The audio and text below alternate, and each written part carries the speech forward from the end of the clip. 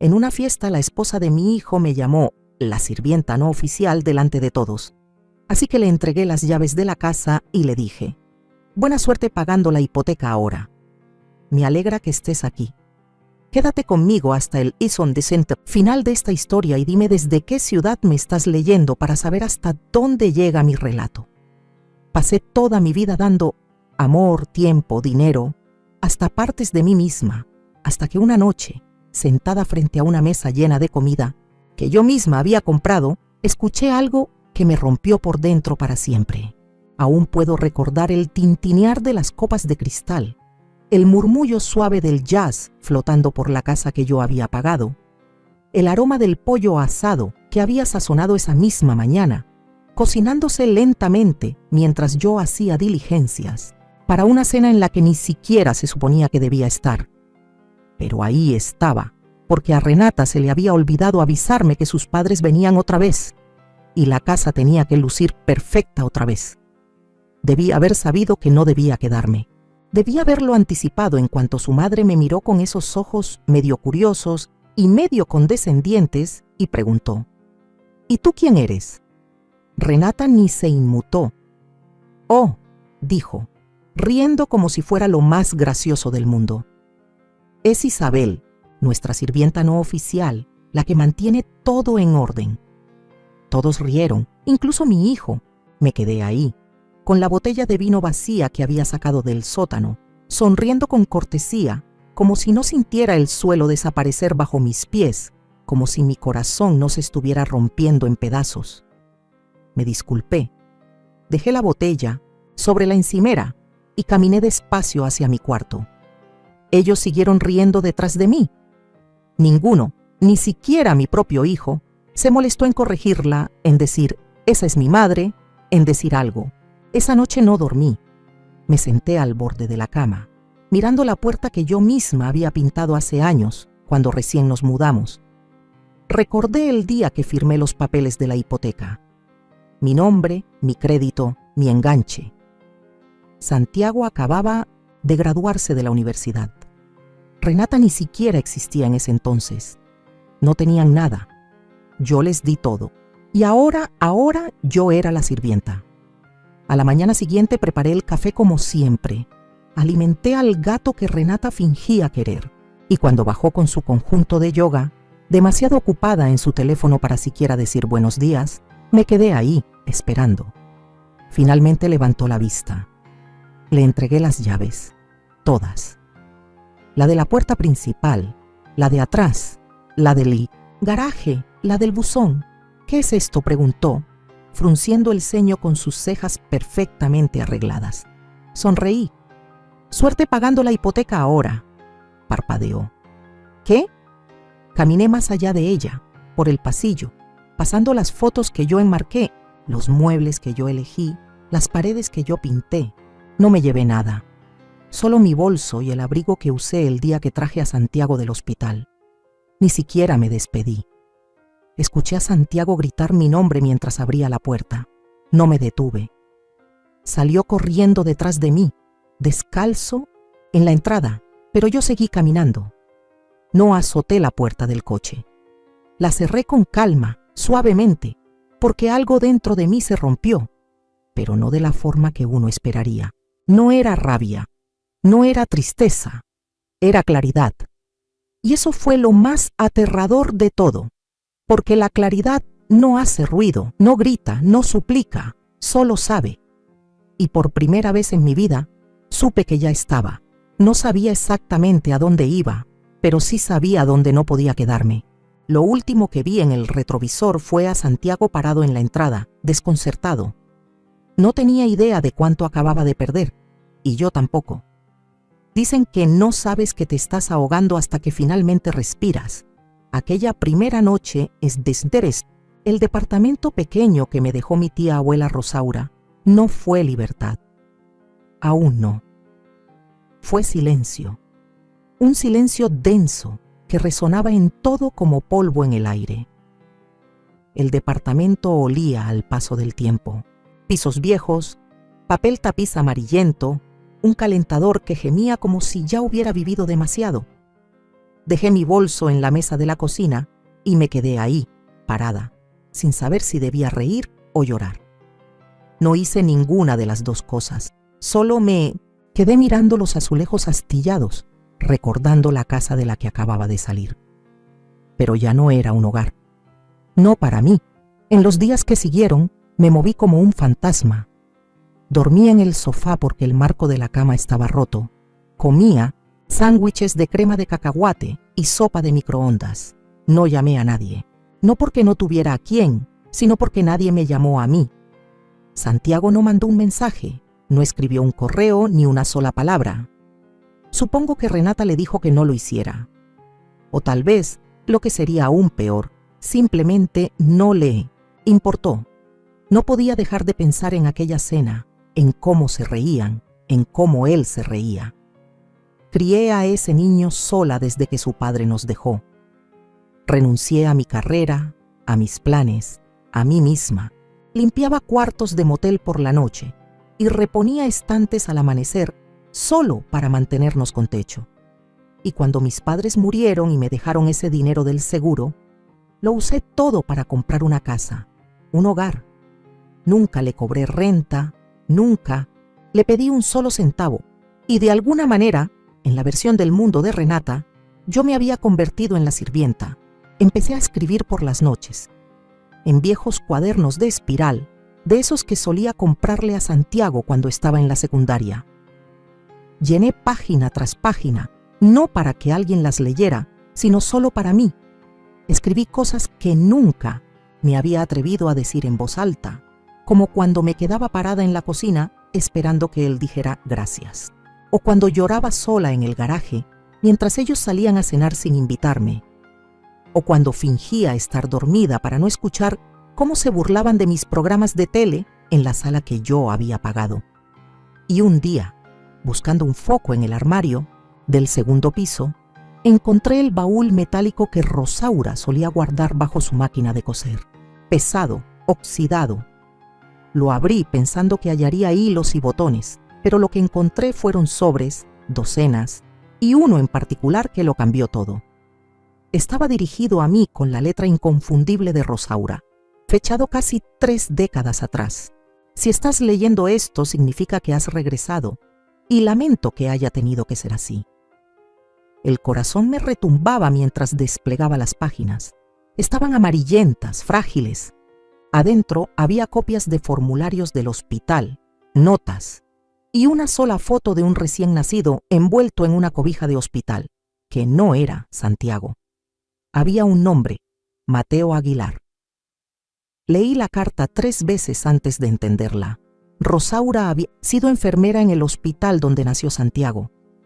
Decía que siempre tuvo dudas, que esa noche en la sala de cunas había notado algo raro, un cambio de habitación de último minuto, una confusión con las etiquetas. Pero cuando quiso hablar, ya era demasiado tarde. Los bebés ya se habían ido a casa.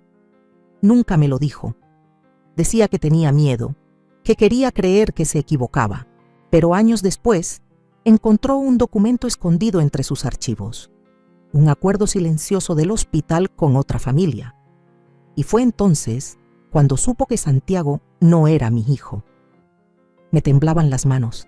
Sentí que me iba a desmayar. Me quedé mirando la foto, el nombre, Mateo Aguilar. Mi mente se negaba a aceptarlo, porque si eso era cierto, entonces, ¿quién era Santiago? ¿Quién era yo para él? Y entonces pasó algo extraño. No sentí dolor, no sentí rabia, sentí libertad. No porque no quisiera a Santiago, sino porque de pronto todos esos años de dolor, de sentirme como una extraña en mi propia vida, tenían sentido. Tal vez esa frialdad que siempre sentí de su parte no me la imaginé. Tal vez él también siempre me sintió como una extraña. Y tal vez no estaba loca después de todo. Pasé el resto de la noche leyendo cada papel de ese baúl. Rosaura lo había guardado todo. Informes de ADN, una declaración jurada, un pequeño artículo sobre la familia Aguilar, exitosa, educada, gente del lugar, que seguía viviendo en el mismo pueblo. Mi verdadero hijo había estado aquí todo el tiempo, creciendo a solo unos ¿cuántos kilómetros? Volví a doblar las cartas con cuidado, las puse en un sobre nuevo y las guardé en el cajón de mi buró. Luego me miré en el espejo durante muchísimo rato. No reconocía a la mujer que me devolvía la mirada, pero por primera vez en mucho tiempo no sentía vergüenza de ella. Estaba rota, sí, pero comenzaba a despertar, y el mundo todavía no sabía lo que eso significaba. Hay un tipo de silencio que no trae paz, es un castigo. Ese fue el silencio en el que viví durante semanas después de leer la carta de la tía, Rosaura. No sabía qué hacer con esa información. La llevaba dentro como un cable con corriente, peligroso de tocar, imposible de ignorar. No busqué a Santiago. No salí a encontrar a Mateo. Simplemente existía. Cada día despertaba, preparaba una sola taza de café y me quedaba mirando por la ventana polvorienta de la cocina, tratando de entender quién era ahora. La Isabel que crió a Santiago ya no era la misma mujer que leyó esas cartas. Aquella Isabel fue madre, esposa alguna vez, cuidadora, la que daba todo. Pero ¿quién era yo sin esa identidad? Una noche se descompuso la calefacción del departamento. Encendí una vela y me envolví en cobijas, acurrucándome en el sofá con los expedientes del hospital sobre las piernas. Debí haberlos leído 100 de veces. Cada línea, cada firma, cada hora marcada, todo concordaba. Era real.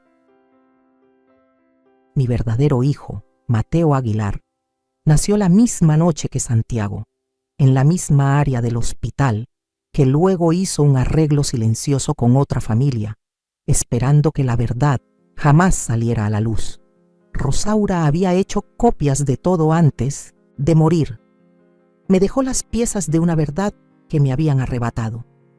Sentí duelo, pero no por Santiago.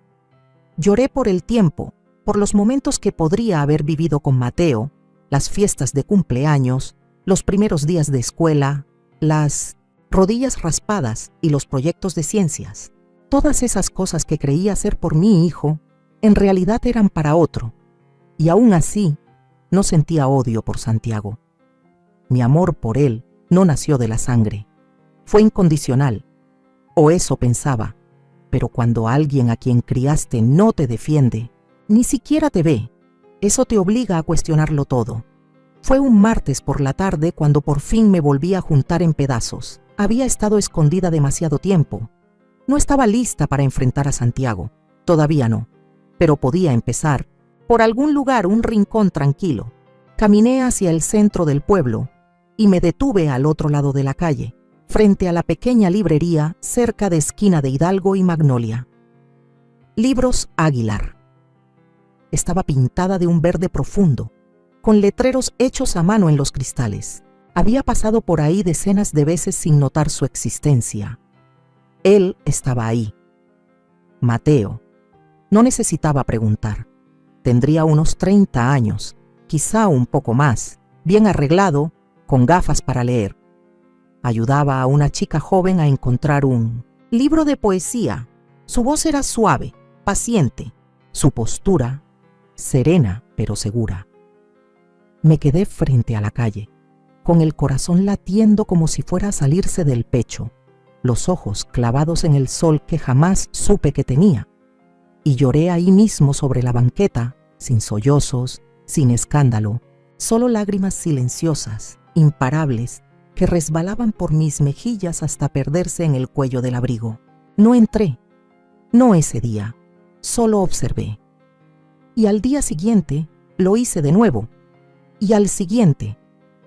Se convirtió en un ritual. Caminaba por la cuadra, me sentaba en la banca cerca de la esquina, fingía revisar el celular o tomar café de un vaso de papel, y miraba a Mateo vivir la vida que jamás fue mía. No era acoso, era duelo, pero también preparación, porque poco a poco empecé a juntar las piezas. Sentada frente a esa librería, comencé a notar detalles. el horario de las entregas, los nombres de los clientes, el ritmo del lugar. Estaba observando, sí, pero no solo a él, también a ellos, a Santiago y Renata. Empecé a seguirles el paso, sin hacer ruido. Me sabía sus rutinas de memoria. Renata siempre publicaba en redes sociales, etiquetando sus lugares favoritos para el brunch, los estudios de yoga y las catas de vino. No era difícil seguir el rastro, y lo que descubrí me revolvió el estómago. No estaban luchando, estaban fingiendo. El negocio de Renata, una marca de coaching de estilo de vida, era casi puro humo. Oficina rentada, seguidores comprados, tarjetas al límite para mantener las apariencias. Y Santiago había renunciado a su trabajo hacía 6 meses. Renata lo llamaba manifestar un nuevo capítulo. Yo lo llamaba delirio. Estaban construyendo un castillo de naipes y ni se imaginaban que el viento ya venía. No le conté a nadie lo que había descubierto. Todavía no. En cambio, empecé a llevar un segundo diario. No como el primero, lleno de emociones y desamor. Este era estratégico. Fechas, nombres, registros comerciales, documentos públicos. Ya no estaba simplemente de luto. Estaba trazando un plan. Creían que me había desvanecido, que era invisible, que ya no importaba. Pero jamás había estado tan presente y estaba a punto de recordarles exactamente quién era yo. La primera vez que vi a Mateo de cerca, me quedé sin palabras. Era un jueves lluvioso, la librería casi vacía y él reacomodando la sección de biografías, tarareando bajito. Me había quedado demasiado tiempo afuera. Y cuando giró y miró por el escaparate, nuestras miradas se cruzaron. Me regaló una sonrisa cortés, de esas que se le ofrecen a un desconocido. Y eso era yo para él, una extraña. El corazón me apretó. Me giré de inmediato, fingiendo mirar el celular, pero las manos me temblaban tanto que no podía simularlo bien. Caminé rápido, me escabullí por la esquina. Apenas logré llegar al coche antes de que las lágrimas me vencieran.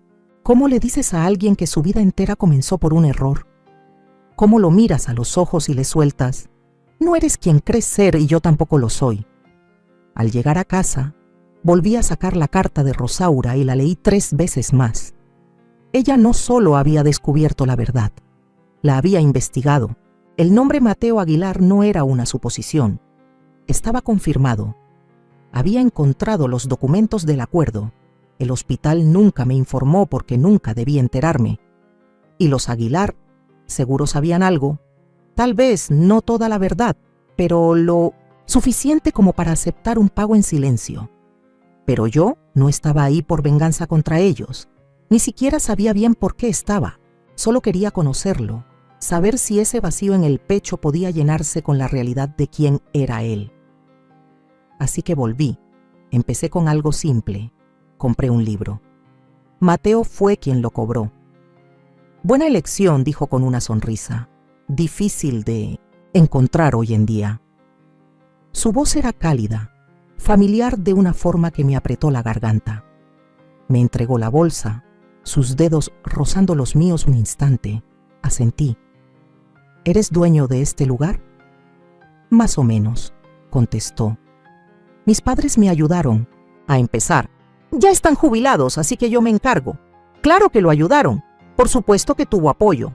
No como Santiago, que solo tuvo mi sangre, mi sudor y mi sacrificio, y que aún así me ofreció como si fuera una burla. Mateo tenía padres, yo no. Y Santiago me tenía a mí, pero nunca quiso lo que yo le di. El universo revolvió el rompecabezas y nos dejó a todos sangrando sobre piezas que no eran nuestras. Empecé a visitar la librería cada pocos días como si nada. A veces compraba una novela, a veces solo curioseaba. Mateo empezó a reconocerme, me decía, ¿otra vez por aquí? Con esa sonrisa fácil charlábamos un poco, el clima, libros, cosas del barrio. Nunca le dije mi nombre, aún no era el momento. Mientras tanto, en las sombras de mi vida pasada, las cosas empezaban a moverse. Santiago me mandó un solo mensaje. un texto que decía: «Mamá, ¿estás bien?». Nada más. Después de 3 semanas de silencio, eso fue lo único que recibí. No le respondí. Ya no tenía palabras, pero empecé a mirar más a fondo su mundo. Busqué la escritura de la casa. Seguía a mi nombre. Renata había intentado refinanciar sin mi autorización. Rechazado. No podía pagar la hipoteca. Santiago no tenía ingresos. Podía haberlos desalojado en ese momento, pero eso habría sido demasiado fácil. No, necesitaba que sintieran cómo todo se desmoronaba poco a poco, que vivieran el miedo, que entendieran que el suelo bajo sus pies no solo era frágil. Le pertenecía a otra persona, a mí. Todas las noches escribía. Mi nuevo cuaderno era meticuloso, cada recibo, cada conversación, cada vez que Mateo mencionaba un pasatiempo, un autor favorito, un recuerdo de infancia, lo anotaba. No para usarlo contra él, sino para comprender al hijo que nunca pude criar. Y entre línea y línea, empecé a ver la verdad con más claridad de lo que jamás había visto. Santiago no me trató mal porque fue cambiado al nacer. Me trató mal porque así lo decidió. Porque Renata se lo permitió. Porque en algún momento dejó de verme como alguien que merecía respeto y empezó a verme como alguien que podía ignorar. Pero Mateo, él no sabía nada de mí, y aún así, me trató con más amabilidad en 5 minutos que Santiago en 5 años. No estaba lista para decirle nada, aún no, pero estaba cerca, y cuando llegara el momento, no solo le diría quién soy, le contaría todo sobre el hospital, sobre el cambio, sobre la vida que nos arrebataron a los dos. Pero primero tenía que terminar de ver cómo se desmoronaba la vida que ya había dejado atrás. Porque una vez que cayera la última pieza, no, pensaba mirar atrás. Nunca planeé convertirme en una sombra en mi propia historia. Pero a veces, la única forma de ver con claridad a las personas es salir de la luz. Después de aquel día en la librería, algo cambió dentro de mí. No de golpe, sino como un amanecer lento deslizándose por un campo helado. Silencioso, inevitable. No me apresuré. No solo intentaba reconectarme con un hijo que nunca conocí, intentaba recuperarme a mí misma. Empecé a caminar más erguida, a hablar con más firmeza. Compré una laptop usada y comencé a pasar mis notas a archivos, evidencia, líneas de tiempo, nombres. Esto ya no era un diario. Era pura estrategia, instinto de supervivencia. Y entonces todo se volvió tan claro como el agua. El mundo de Santiago y Renata estaba sostenido con cinta adhesiva y mentiras. La casa donde vivían, mi casa, aún estaba a mi nombre. El negocio de Renata, Renata Ascents, era un imperio de humo. Clientes inventados, testimonios falsos. Había construido su marca sobre frases hechas y filtros de Instagram, vendiendo consejos de crecimiento personal, mientras manejaba un coche de lujo rentado que ni siquiera podía pagar. Encontré los papeles de la LLC en línea. Revisé los registros fiscales. Busqué reseñas del negocio. Cada publicación suya estaba calculada. Cada evento al que iban era solo una excusa para la foto perfecta. Y detrás de todo eso, solo había deudas. Una montaña de deudas. Tarjetas al tope. Un préstamo privado en mora. La deuda estudiantil de Santiago seguía ahí, sin tocar esvexes. Estaban ahogando en cuentas por pagar, pero eran demasiado orgullosos para admitirlo. O tal vez, simplemente demasiado soberbios. Ahí fue cuando supe que si tiraba de un solo hilo, todo se vendría abajo. Pero no lo hice, aún no. Porque todavía me faltaba dar un paso más. Mateo. Yo seguía yendo a la librería y él todavía no sabía quién era yo. Pero con cada encuentro, el miedo se iba deshaciendo un poco más. Hablábamos de libros, de la vida, de cosas pequeñas, series, buen café, el ruido de la ciudad. Una vez nos sentamos en el cafecito de al lado y me contó que casi se convierte en maestro pero su amor por los libros lo llevó al mundo de los negocios. «¿Me recuerdas a alguien?», me dijo una vez mientras sorbía su té. «A alguien que no logro ubicar». Yo sonreí. «Tal vez una bibliotecaria». Él rió. «Tal vez». Ese momento se me quedó clavado por días. No era solo que me gustaba, es que lo reconocía. No solo por el archivo que había leído o la foto que Rosaura me dejó, sino por cómo trataba a las personas, cómo escuchaba, esa fuerza tranquila que tenía. Se sentía familiar, como mía. Estaba en su forma de estar, en su calma, en su presencia, y empecé a soñar con otra vida, una donde yo lo había criado, donde horneábamos galletas juntos en la cocina, donde lo llevaba a los partidos de fútbol y gritaba su nombre desde la línea de banda. Lo recordaba con tanta claridad que me dolía el pecho, pero no podía regresar. Así que empecé a planear lo que venía. Lo primero que hice fue llamar a una abogada, no por venganza, sino por justicia. Quería vender la casa, tenía todo el derecho legal. Yo había dado el enganche, pagado cada recibo y jamás firmé nada que la cediera. Santiago siempre decía, «Después la ponemos a tu nombre». Sin prisa, claro, sin prisa para él. Yo era quien lo pagaba todo. Ahora quería recuperar mi nombre, mis derechos, mi hogar. Si no en lo físico, al menos en lo legal. Me reuní con una abogada en el centro, una mujer más o menos de mi edad, inteligente y directa, que me escuchó sin juzgar. Cuando le conté lo que pasó, asintió despacio y dijo, «Presentaremos la moción esta semana». Firmé los documentos con una mano firme. Esa misma noche, pasé frente a la casa. La luz del porche estaba encendida. Renata estaba sentada en el columpio, revisando su celular con una copa de vino en la mano. Dentro, Santiago estaba en el sillón jugando videojuegos. Sus vidas iban en piloto automático, sin idea de que el suelo bajo sus pies ya comenzaba a moverse. No se trataba de castigarlos, se trataba de restaurar el equilibrio. Y cuando la casa se vendiera, ellos sentirían lo que yo sentí por años, impotencia, y tal vez, solo tal vez, entenderían lo que significa ser desechado. No azoté puertas, no grité. Solo observé, esperé y me alejé. La primera ficha de dominó había caído, y ellos ni siquiera lo sabían. Siempre he creído que el silencio es más fuerte que el ruido, que la verdadera fuerza no está en lo alto que peleas, sino en lo profundo que sabes que tienes la razón. El día que se envió el aviso oficial a Santiago y Renata, yo estaba sentada en una cafetería cerca del juzgado, revolviendo miel en mi té con una calma que no sentía desde hacía años. Mi abogada dijo que lo recibirían a primera hora de la mañana. Mi celular vibró. Santiago. Me quedé mirando la pantalla hasta que dejó de sonar. Luego le di la vuelta y dejé que el silencio hablara por mí. No es que no quisiera escuchar su voz, simplemente no estaba lista para oírlo mentir. Más tarde esa tarde, revisé mi correo y vi su mensaje. No tardó mucho, solo fue: «Mamá, ¿qué estás haciendo? Por favor, llámame. Renata está perdiendo la cabeza». Claro que sí.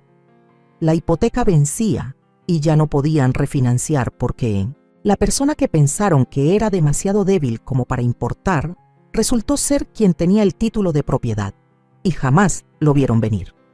Una semana después, recibí otra llamada. Esta vez fue Renata. Tampoco le contesté. Dejó un mensaje de voz, con una voz tensa, apenas contenida. «Isabel, realmente necesitamos hablar. Todo esto es solo un malentendido. Santiago dice que estás pasando por algo y estamos aquí para apoyarte, pero estás poniendo nuestras vidas en riesgo y eso no es justo». Lo escuché 2 veces. Llamó suya a la casa y mi silencio se volvió más frío, más intencional. Aún no lo entendían, pero lo harían. 2 días después, Santiago apareció en mi departamento. Lo vi por la mirilla antes de que tocara. Cabello revuelto, ojeras profundas, un hombre deshecho. No abrí la puerta. Se quedó ahí mucho rato. Tocó una vez, luego otra y dijo: «Mamá, por favor no hagas esto». Yo estaba del otro lado, con la mano en la perilla, pero no la giré. Lo dejé en el vacío de no ser escuchado, justo como me dejaron, a mí durante años. La semana siguiente, mi abogado terminó los papeles para poner la casa en venta. Toda la ganancia sería mía.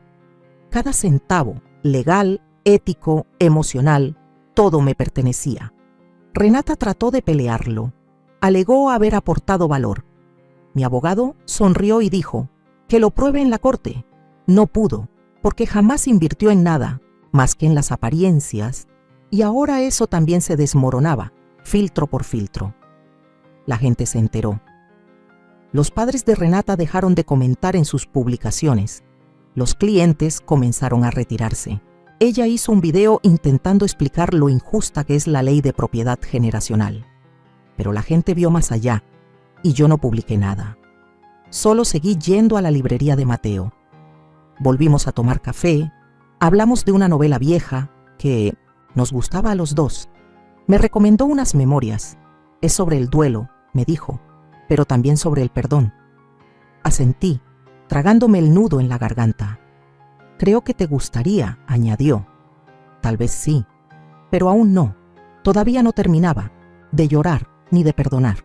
En casa, empecé a guardar fotos viejas, imágenes de Santiago de bebé, retratos escolares, fiestas de cumpleaños donde hice todo el trabajo y nunca me reconocieron nada. No los tiré, pero los guardé, porque la mujer que había pasado su vida entregándolo todo ya no estaba, y la que tomó su lugar no estaba enojada, estaba despierta.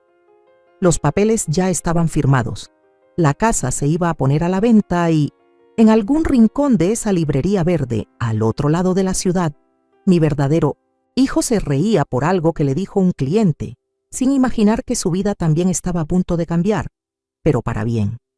Porque no todas las pérdidas son tragedias. Algunas son comienzos disfrazados. Siempre pensé que las máscaras eran para fiestas de disfraces, pero Renata la llevaba como si fuera parte de su piel. Impecable, sonriente, inquebrantable, de esas mujeres que siempre saben cómo posar para una foto, cómo modular la voz frente a los demás. Pero lo curioso con las máscaras es que tarde o temprano se resquebrajan, y yo estaba a punto de romper la suya por completo. La idea se me ocurrió una mañana mientras hojeaba el directorio de negocios locales. Ya tenía suficiente basura personal, problemas de crédito, colaboraciones falsas en Instagram, pagos atrasados de hipoteca. Pero no quería chismes. Quería pruebas, algo sólido, algo que no pudieran disfrazar, así que contraté a un consultor empresarial local, un hombre llamado Darren. Callado, profesional, discreto. Le dije que necesitaba una auditoría completa de un negocio, nada ilegal, solo una revisión a fondo y privada de su estructura. Le di el nombre de la empresa de Renata. Renata Astens LLC. Se puso a trabajar. Una semana después, me entregó todo en una carpeta bien ordenada. Y lo que descubrió, ni yo lo veía venir. Todo el modelo de negocio de Renata era una farsa. No había presentado impuestos en los 2 últimos trimestres. Varias facturas falsificadas para que parecieran de clientes reales. Pero esos clientes no existían. Las sesiones de fotos se hacían en propiedades alquiladas que ella presentaba como remodelaciones hechas por su empresa. Sus supuestas alianzas comerciales eran solo enlaces de afiliado con métricas infladas. No solo fingía ser exitosa, estaba engañando a todos. Le pregunté a Darren, ¿esto aguantaría una revisión seria? Él me miró y dijo, si esto sale a la luz, está acabada, financiera y profesionalmente. Y ahí fue cuando tomé una decisión. Imprimí todo. Luego busqué la dirección de los padres de Renata, los mismos que alguna vez se rieron en mi casa, chocando copas de vino mientras su hija me humillaba en mi propia cocina.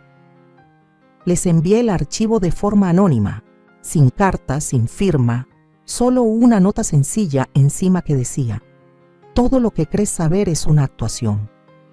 2 días después, empezaron a notarse las primeras grietas. El Instagram de Renata se quedó en silencio.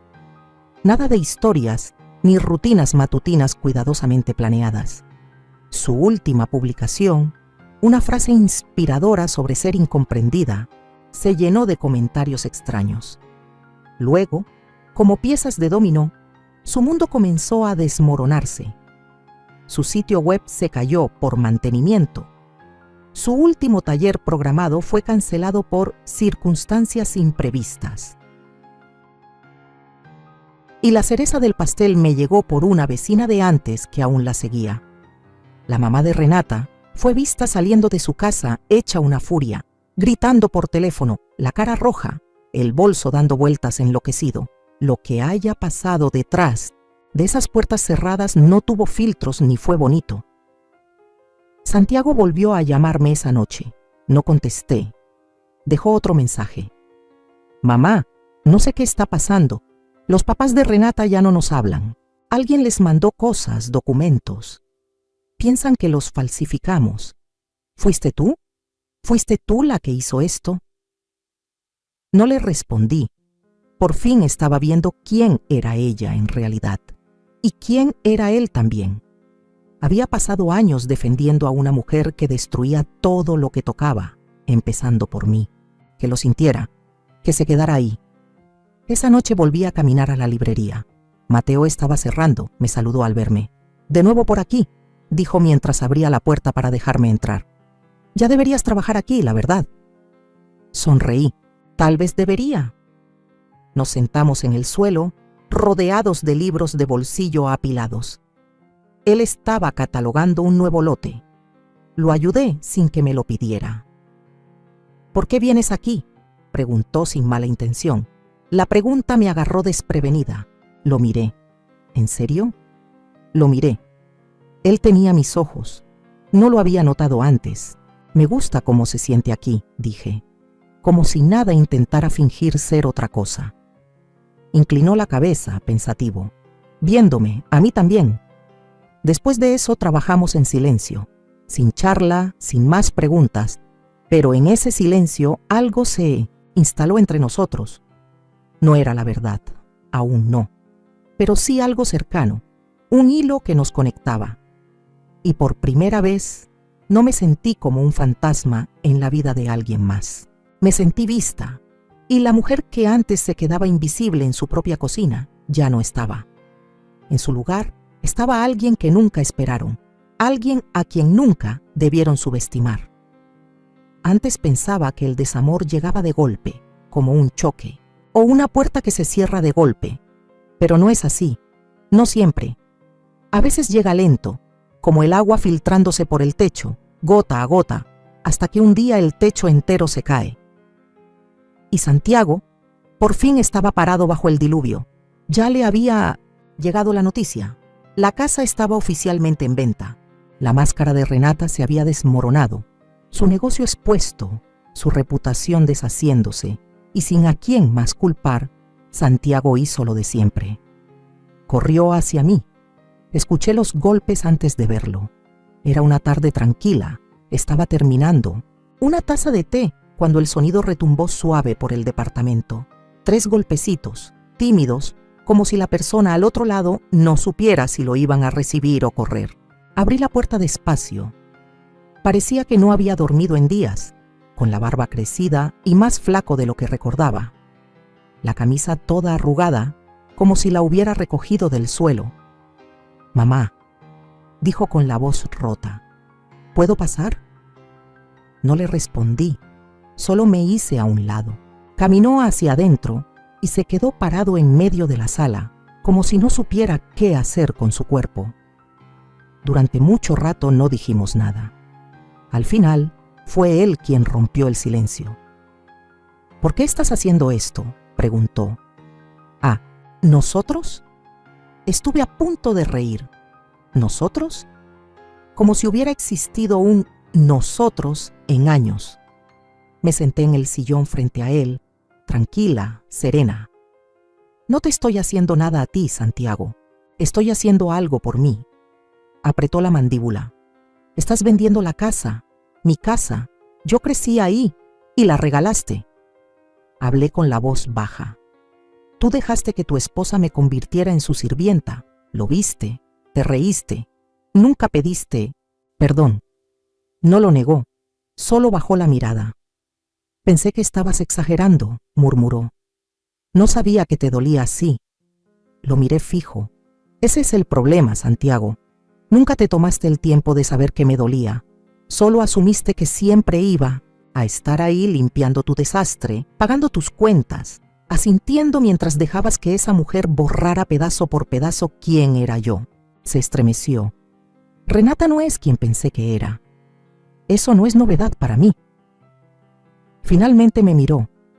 Sus ojos ya estaban llenos de lágrimas. Perdí todo. Ni siquiera parpadeé. No, tú lo entregaste. El silencio se alargó entre los dos. Te extraño, susurró. Me enderecé en el sillón. Yo te crié, le dije, te alimenté, te vestí, me partí en 1000 por ti, y tú permitiste que me humillaran en la casa que yo compré. Le tembló el labio. Pensé que ella me estaba ayudando. Pensé que estábamos construyendo algo. Construyeron una mentira, dije, y ahora se está cayendo. Entonces se levantó, caminando de un lado a otro de la sala. ¿Y ya está? ¿Solo te vas? Me levanté también. Fui hasta el cajón al lado de la cocina y saqué el sobre que Rosaura me dejó. Lo tomé entre las manos. Ahora te voy a decir algo, dije, y necesito que escuches. De verdad escuches. Él asintió, confundido. Le puse el sobre en las manos. Estos son tus documentos de nacimiento. Lo leyó. Se sentó, lo abrió despacio, frunció el ceño, luego su expresión se desmoronó. Pasó los ojos por la carta, los archivos del hospital, la prueba de ADN que Rosaura había mandado hacer en silencio después de tantos años. Me miró, los ojos abiertos de par en par. Esto no puede ser verdad. Lo es. ¿Estás diciendo que no soy tu hijo? Digo que no naciste de mí, pero te crié como si lo fueras. Te entregué todo lo que era mío, incluso cuando tú no lo querías. Se quedó lívido. Entonces, ¿quién es tu verdadero hijo? No respondí. Permaneció ahí, en estado de shock, la boca entreabierta, las hojas temblando en sus manos. Ya no sé quién soy, susurró. Ahora sabes cómo me sentí yo, dije. Durante años no lloró, no de verdad. Pero algo dentro de él se quebró, y lo vi romperse. No con rabia, no con venganza, sino con calma, porque al fin dije lo que llevaba años callando. Lo acompañé hasta la puerta. Se volvió, los ojos suplicantes. ¿Podemos arreglar esto? Lo miré directo. No lo sé, respondí, pero ya no me toca a mí intentarlo. Y cerré la puerta con cuidado tras de él, sin rencor, pero con firmeza, porque por primera vez en mi vida no fui yo quien la mantenía abierta. Me tomó 3 días decidir cómo lo iba a hacer. Practiqué la conversación frente al espejo, en el coche, incluso en la fila del supermercado con la mano aferrada a una canasta de naranjas, susurrando frases que apenas podía terminar.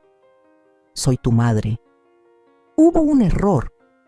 Has vivido una vida que no era la tuya, y yo también. Pero nada sonaba bien, porque ¿cómo se lanza una verdad así en la vida de alguien y se espera que sobreviva al impacto? Aún así, tenía que intentarlo. Mateo estaba en la librería como siempre.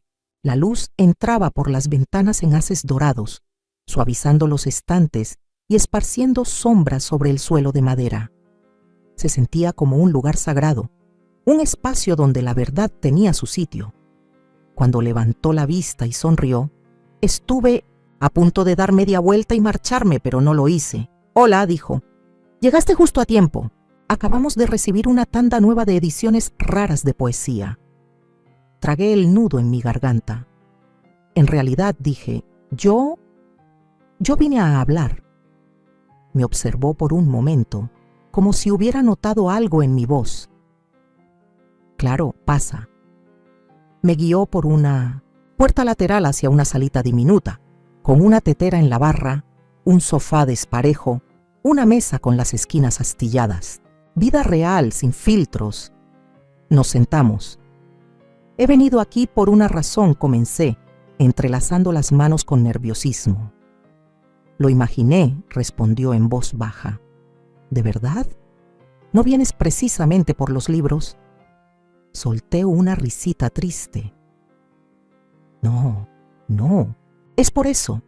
Entonces saqué el sobre, la carta de Rosaura, los registros de nacimiento, la prueba de ADN, y lo puse todo sobre la mesa entre nosotros. ¿Qué es esto?, preguntó con cautela. Algo que va a cambiarlo todo. Me miró, esperando. Hace unos 30 años, dije con la voz quebrándose, hubo un error en el hospital. 2 bebés fueron cambiados al nacer.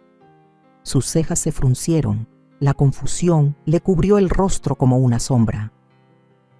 Mi hijo, dije, fue entregado a otra familia. Se quedó inmóvil y el de ellos me fue dado a mí. No dijo nada durante un largo momento. Yo lo crié, seguí, lo amé con todo lo que tenía, pero él no me amó de vuelta. No de verdad. Sus ojos buscaron los míos, armando despacio las piezas que yo no decía en voz alta. ¿Tú crees que yo soy? Sé que lo eres. Miró el sobre, lo tomó con las manos temblorosas. Dentro estaban los documentos, la línea de tiempo, la explicación, la carta de Rosaura con su confesión callada. Leyó en silencio. Cada segundo se estiraba como si el tiempo no tuviera fin. Al terminar no me miró de inmediato, solo dejó los papeles sobre la mesa, con los dedos aún en el borde, como si necesitara aferrarse a algo. Es mucho, dijo al fin. Lo sé. ¿Y tú eres Isabel? Sí. Levantó la vista, los ojos vidriosos. No siento nada. Todavía no. No tienes que sentir nada, respondí. No vine a pedirte un lugar en tu vida. Solo quería que lo supieras. Necesitaba que lo supieras. Asintió despacio. ¿Por qué ahora? Porque ya no podía vivir con el silencio. Porque la verdad merecía respirar. Se recargó hacia atrás, soltando el aire con fuerza. Tengo padres. Me criaron bien. Lo sé. Los amo. Nunca te pediría que no lo hicieras. Nos quedamos en esa salita, rodeados de libros y el olor a papel viejo y té de menta. Y sentí algo que no había sentido en años. Alivio. No alegría, no un cierre, sino la libertad de ya no cargar sola algo tan pesado. Después de un rato se levantó, caminando despacio. No sé qué hacer con esto, dijo con honestidad. Yo tampoco, pero no te odio. Se me llenaron los ojos de lágrimas. Eso ya es más de lo que esperaba. Él se giró para mirarme de nuevo. No tenías que venir, pero lo hiciste. No sabía cómo no hacerlo, respondí. Él asintió otra vez, una comprensión tranquila instalándose entre los dos. ¿Podemos ir despacio?, preguntó. No quiero convertir esto en algo que no es. No pediría nada diferente. Me regaló una sonrisa tenue, frágil. ¿Quieres quedarte a tomar té? Le devolví la sonrisa. Me encantaría. Esa tarde no volvimos a mencionar los documentos. Hablamos de libros, del clima y de cómo detestaba el sonido de los carillones de viento, pero amaba la lluvia. Y aunque el pasado seguía ahí, intacto y sangrante entre nosotros, algo habíamos empezado. No era una relación, no aún, pero tal vez, solo tal vez, un comienzo. Cuando llegó el otoño, no solo las hojas estaban cambiando. La casa se vendió más rápido de lo que esperaba. Recibí el precio completo, más de lo que imaginaba. Santiago y Renata tuvieron que desocupar en 30 días, sin prórrogas, sin renegociaciones. No los desalojé por rencor, lo hice por necesidad. porque esa casa había sido mi cárcel por demasiado tiempo. Verlos empacar su vida cuidadosamente armada, caja por caja, sabiendo que cada cojín, cada planta, cada adorno de diseñador había sido comprado con tiempo, prestado, fue como ver desmontar el escenario de una obra de teatro. La función había terminado. La ilusión se desvaneció el día que llegó el camión de mudanza. Pasé en coche. No me detuve. Solo observé desde lejos mientras Renata daba órdenes a los cargadores. Sus gafas oscuras ocultando lo que quedaba de su orgullo. Santiago estaba en el jardín, el teléfono pegado al oído, caminando en círculos. Me pregunto si alguna vez pensó que este día llegaría. Me pregunto si sabía que yo sería quien lo traería. Su caída no fue escandalosa. No hubo gritos, ni noticias en la televisión local, pero fue total.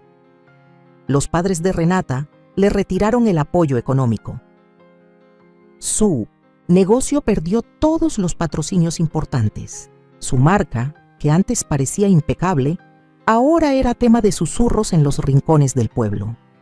La mujer que se rió de mí en mi propia cocina ya no podía costear su línea de cuidado facial carísima ni su matcha diario. Santiago intentó conseguir trabajo, cualquier trabajo, pero sin título, sin referencias y sin experiencia reciente, las puertas no se abrían. Se mudó a un departamento pequeño en las afueras del pueblo. Eso lo supe por el abogado. No lo pedí, pero tampoco lo celebré, porque esto no se trataba de venganza. Era cuestión de verdad, de consecuencias. Mientras tanto, mi vida, en silencio y sin prisa, empezaba a tomar otro rumbo. Mateo y yo seguíamos viéndonos, siempre de manera relajada.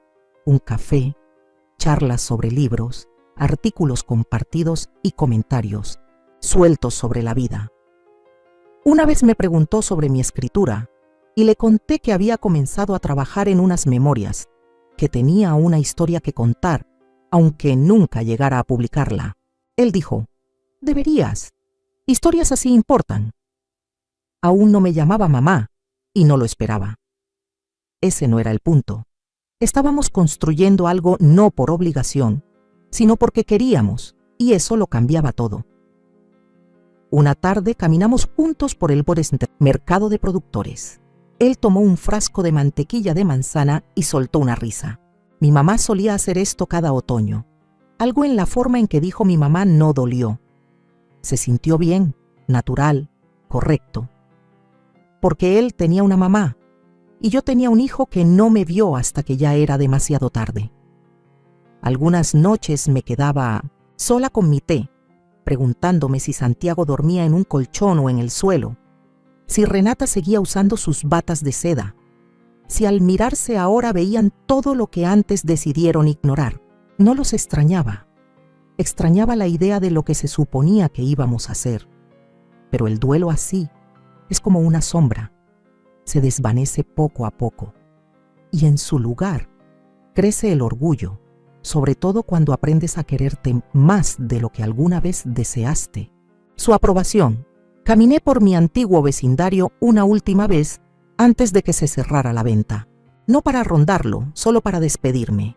Pasé por la escuela donde Santiago estudiaba, el parque donde lo empujaba en los columpios, el súper donde contaba cupones para poder comprarle su cereal favorito.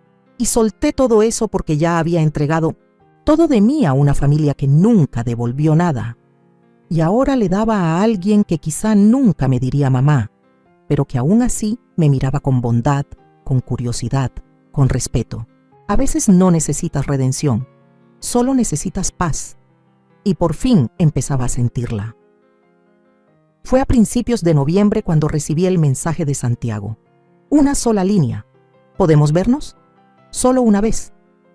Me quedé mirándolo mucho rato. Habían pasado semanas desde la última vez que lo vi. Semanas de silencio, de una distancia que pesaba más que cualquier discusión que hubiéramos podido tener. Pero había algo en su tono. No era enojo, ni desesperación, ni siquiera reproche. Sonaba más bien a rendición. Nos vimos en un parque chiquito, al borde del pueblo. de esos con bancas oxidadas y un caminito que rodea un estanque seco. Escogí ese lugar porque era terreno neutro, sin recuerdos, sin fantasmas. Él ya estaba ahí cuando llegué, sentado en una banca con las manos entrelazadas entre las rodillas. Alzó la mirada y por un segundo me recordó al muchacho que fue alguna vez, torpe e inseguro, esperando indicaciones. Me senté a su lado con cuidado de no estar muy cerca. Carraspeó. No vine a pedir nada, dijo. Asentí sin decir palabra. Solo quería entender. Metí la mano en mi bolso y saqué el sobre, Manila. El que tenía la carta de Rosaura, los papeles, los resultados de ADN. Se lo entregué en silencio. No lo abrió. Solo lo sostuvo en el regazo como si ya lo hubiera leído 1000 veces. Yo también hice una prueba, dijo. Después de que me dijiste salió igual. Asentí otra vez. Pasé semanas pensando qué hacer. Con eso, siguió. Y no dejaba de pensar, si no soy tu hijo, entonces ¿qué soy? Lo miré de verdad, con calma, y le dije bajito, fuiste mi niño, pero te traté como sé que tú me trataste a mí. Hizo una mueca. No estoy pidiendo perdón, soltó rápido. No lo merezco. No lo mereces, respondí sin rodeos. Pero eso no significa que te odie. Se volvió hacia mí, con los ojos húmedos. Entonces, ¿qué significa? Significa que por fin me quiero más a mí misma que a la idea de ti. El silencio que vino, después pesaba como plomo, bajó la cabeza. Pensé que estaba protegiendo a Renata, apoyándola, pero en realidad solo me estaba escondiendo detrás de ella, ¿verdad? La dejaste reescribir la historia y hasta le diste la pluma. Asintió despacio. Ojalá pudiera deshacerlo. No puedes. Nos quedamos así un rato. 2 personas que compartieron una vida construida sobre una mentira, deshilándola en el aire frío de noviembre. Entonces dijo algo que no esperaba. Espero que él sea bueno contigo. Lo miré sorprendida. Mateo, aclaró, tu hijo. El aliento se me atoró. Es amable, dije, y tierno. Sonrió leve. Supongo que algo de eso viene de ti entonces. Los 2 reímos, cansados, bajito, sin alegría pero sin rencor. No quiero estar en tu vida si te hace daño, dijo por fin. Pero si algún día hay un lugar para mí, aunque sea un rinconcito, no terminó la frase. No hacía falta. Me levanté y miré hacia el estanque. Las hojas flotaban como cenizas sobre el agua. Lo voy a pensar, dije. Asintió. Eso ya es más de lo que esperaba. Al darme la vuelta, puse la mano sobre su hombro, un segundo. Y eso fue todo. El momento final, no un cierre, sino comprensión. Y entendí que con eso bastaba, porque ya no necesitaba arreglarlo. No necesitaba que me arreglaran, solo necesitaba ser libre. Y lo fui. De verdad, lo fui. Siempre pensé que la palabra libertad sonaba demasiado grande, demasiado elevada, como algo reservado para discursos o desfiles patrióticos, no como algo que alguien como yo pudiera realmente vivir. Pero esa mañana, cuando giré la llave en en la puerta principal de la librería de Mateo, por fin entendí lo que significaba. Me había llamado la noche anterior, dijo que tenía algo que mostrarme. Su voz sonaba tranquila, pero cargada de algo más, algo que hervía bajo la superficie. Entré y lo vi parado junto a la pared del fondo, donde habían colgado un nuevo letrero de madera encima de un arco. El letrero decía el siguiente capítulo. Sonreí. ¿Y esto qué es? Me entregó una llave de latón. Pequeña, sencilla, brillante. Es una nueva sección que estoy abriendo. Un rincón acogedor para leer, un espacio para café, charlas comunitarias. Quiero que sea más que una tienda. Quiero que se sienta como un lugar al que pertenecer.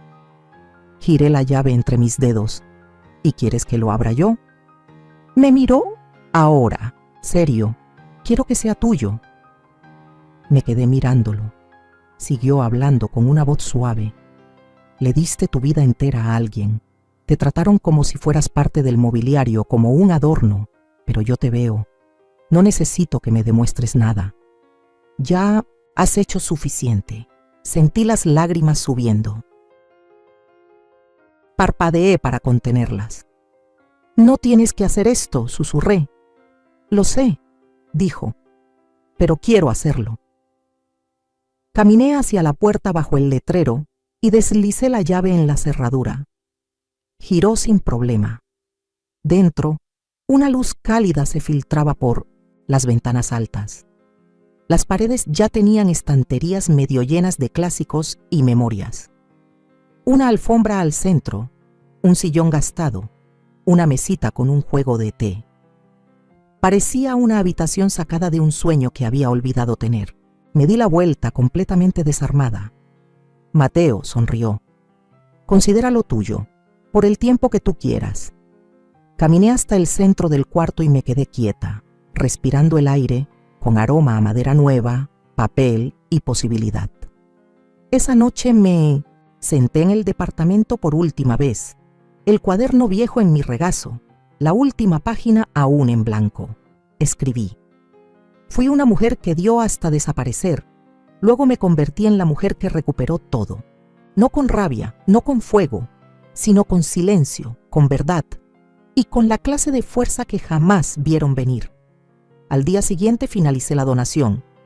Una parte de la venta de la casa fue directamente a una fundación que apoya a mujeres que están comenzando de nuevo, aquellas descartadas, subestimadas como lo fui yo. Me llamaron para darme las gracias. Pero yo no necesitaba agradecimientos, porque cada vez que cruzaba la puerta de esa librería, al pasar a otro capítulo, recordaba quién soy ahora. No la mamá de Santiago, ni la sirvienta de Renata, Isabel, Cordero, mujer, sobreviviente, autora de su propio final. Nunca necesité permiso para volver a empezar, solo una llave, y ahora la tenía en la mano, y esta vez no abría la puerta de alguien más, abría la mía. ¿Y sabes qué aprendí? Que a veces para encontrar tu lugar en el mundo primero tienes que perderlo todo, que hay silencios que duelen, pero también hay silencios que curan, que no se trata solo de sobrevivir a lo que te hicieron, sino de decidir quién serás después de eso. No me convertí en una heroína. No me levanté con el puño en alto ni busqué aplausos. Solo me negué a seguir siendo invisible. Y en ese acto silencioso encontré mi poder. Así que si alguna vez sentiste que diste todo y te dejaron con las manos vacías, si alguna vez fuiste la que cocinó y nadie dijo gracias, la que sostuvo un hogar y ni siquiera tenía un cuarto propio, esta historia es también para ti. Y ahora te pregunto, si tú fueras yo, si hubieras pasado por todo esto, ¿qué habrías hecho? ¿Te habrías quedado callada? ¿Habrías perdonado? ¿Habrías reclamado lo que era tuyo o simplemente habrías seguido adelante? Déjame tu respuesta, porque tu voz también importa. Porque las mujeres como nosotras merecemos ser escuchadas. Porque a veces para escribir el siguiente capítulo, solo hace falta el valor de cerrar el anterior. Y mientras tanto te dejo en esta pantalla final otras 2 historias que son favoritas del canal y que sin duda te van a sorprender. Gracias por mirar hasta el final.